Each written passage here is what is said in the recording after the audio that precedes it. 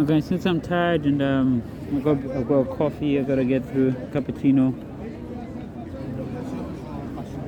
I thought I'd take the opportunity to talk about interviews.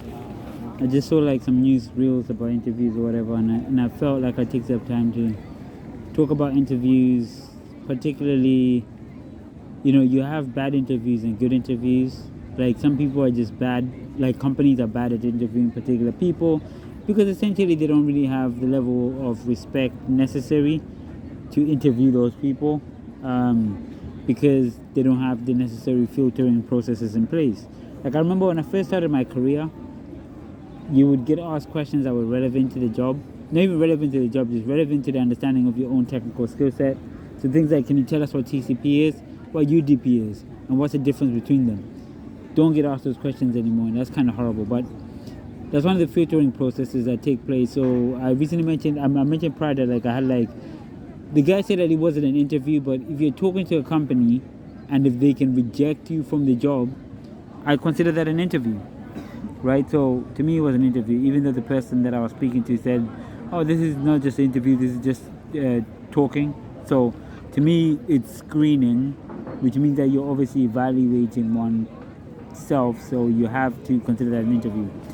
And so I felt like that was really bad. But I have like been looking at some of these biological based informatics companies. So one company I want to talk about is called Genomics England. It's pretty neat. They do a pretty good job in terms of what they do relating to bioinformatics. And so the interviewing process itself was one that I was very proud of. I didn't get the job, but for the most part, I was actually relatively proud of it because I felt that they treated me pretty well and I felt adequately evaluated to a point where I was comfortable and happy to get rejected, although I would have been happier if I had got the job, right? So the interview process, I'll go into depth in it similar to what I did with the Red Hat interview. The interview process was pretty much, you get you get a codality link, right? If they're interested in you, the recruiter send you a codality link. There were some bad bits regarding the recruiter aspect, but again, I'll get to that in a moment or two. So basically, the codality interview, the codality test is an AWS test. So they're basically AWS heavy. The role was for a platform engineer, and they're basically AWS heavy, right? And that's necessarily due to the way in which they operate, especially relating to some of the regulatory controls of their platform. And if AWS were to try to do anything malicious, they would technically go bankrupt in the worst possible way, right? So it's relatively safe because AWS value their profit more than they do the alternative, right?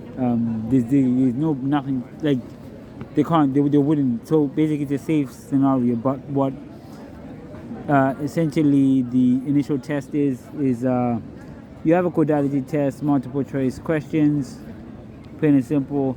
You do different sections, and they've done pretty well on them. I got like 80% on each of the sections, but the sections that actually got me bad, there was like 5 sections. I got like 80% on most of them, and then the one that got me bad was the lambdas. So I got pretty bad in the lambdas, and so because I got pretty bad in the lambda functions, it marked me down. So I ended up with like a 60-something%, as opposed to like something reasonable. Like it should have been 80% or something. It should have been at least 70s. But because I chose some of the wrong questions, because what I do with some of the multiple choice questions, and they did say that for these lambda questions you get marked down. But what I try to do, I try to approach it from the point of like, what would the design process be, right? Based on the features that I know are the selling point for that particular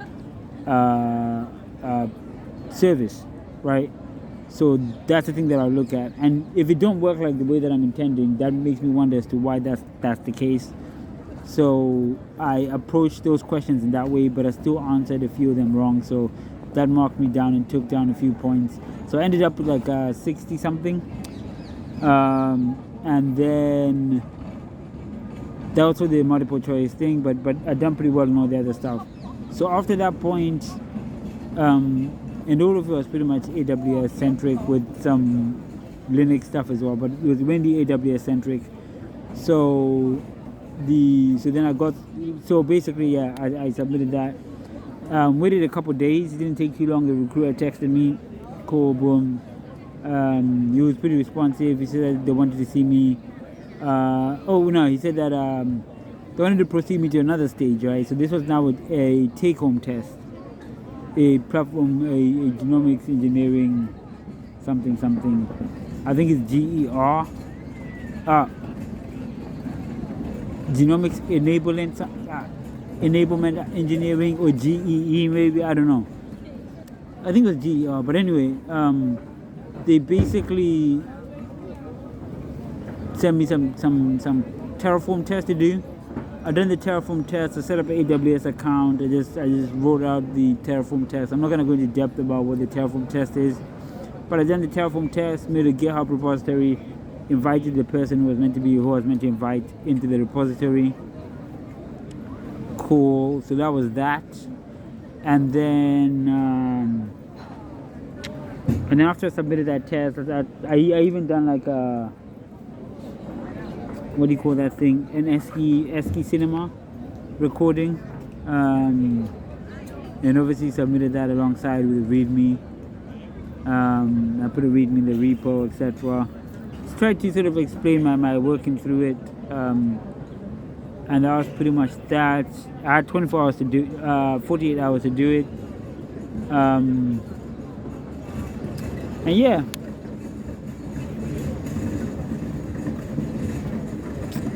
And so that was Genomics England, and then after I submitted that, they liked the solution. They wanted to have an in-person interview with me.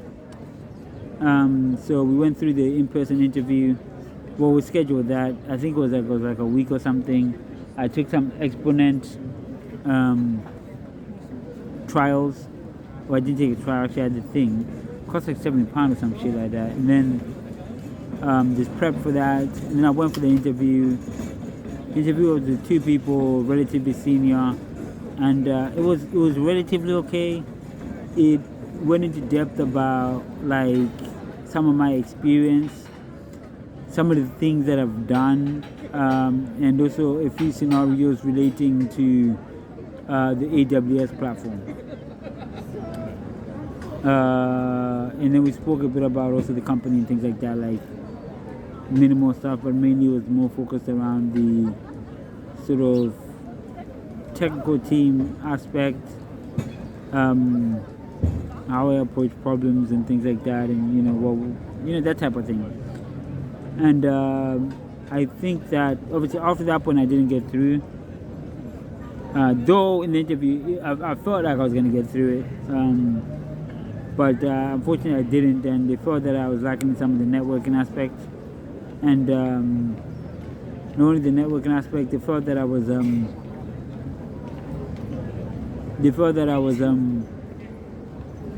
lacking some of the networking, and some of my approaches, apparently some of my answers were a bit junior. The recruiter took a shit long time to get back to me though. I had to do multiple follow-ups, and he had to say that I think he said that it was like he'd gone on holiday or something. But yeah, he took the piss to get the feedback back. But basically they said no. They just felt that I lacked some experience in some of the answers I gave. And to be honest with you, I'll be for real and be like, yeah, definitely. But I didn't feel insulted. I actually felt quite glad. Like, to me, it felt like, like a bunch of elders were going on a mission, and basically they're like, this one here, you're gonna have to sit this one out. You can't write those tests on this one. And it's like full respect, boom, we like what you did, etc. But there's some mad things going on here, and I totally agree. I feel that I would have been more suited likely to the more HPC aspect, because that's more centered on Linux, right? Whereas to the AWS side, they definitely felt that there was something lacking, which I'll be true. Like, honestly, AWS, I ain't touched AWS in like years. like since the Terraform test I did for them, that was like the most recent thing. But but since then I haven't touched AWS in a while. Nor have I been in a work-based production environment like that. So essentially, the feedback they gave to me was accurate, because I would have needed. But if it was going to be permanent, I would have needed to ramp up into the role. Essentially, and the way that they have it structured is very unique. They do a lot of logging. They do a lot of like alarming and stuff. This is all public information. They use workspaces, so the people can log on to these RDP desktops and then access the bioinformatics system, which is like called like something like Cloud. It's Cloud. Nah, it's not Cloud OS. It might be Life. Nah. Basically, they have like a research environment, and it's only through that research environment that these people can gain access to the biological information.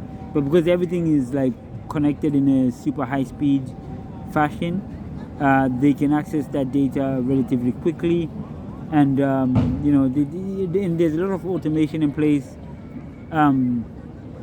One of the questions they asked me was regarding, and here's where I made a mistake, right? So one of the questions they asked me was around DDoS, right? And all I had to do, and that was one of the things that the recruiter said, that they felt that my answer was a bit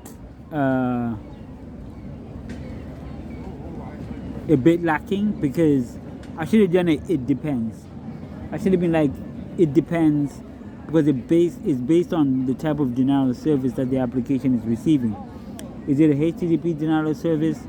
Is it a file-based denial of service? Is it a CPU-based denial of service? First, we have to, from a senior perspective, or this role wasn't for a senior, but from a relatively platform engineering perspective, I should have been able to demonstrate the number of types of denial of services that can occur based on the resources that are available in the system, and I should have used that opportunity to actually highlight my understanding of system internals and cloud internals, right?